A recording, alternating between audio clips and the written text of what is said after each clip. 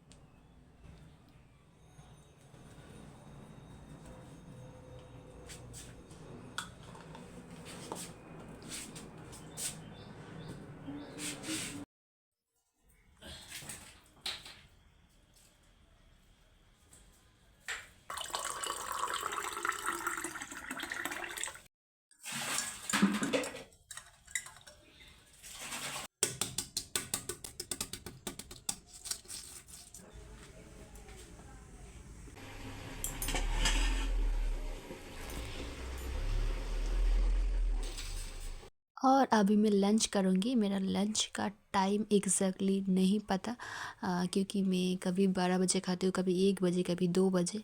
तो आज मेरा लंच में था पत्ता गोभी का एक सब्ज़ी और अंडा फ्राई और बॉयल अंडा, और था मसूर का दाल। मसूर का दाल मुझे बहुत पसंद है, मतलब पसंद था नहीं बट अभी बहुत पसंद है। तो मैंने ज़्यादा कुछ बनाया नहीं लंच में।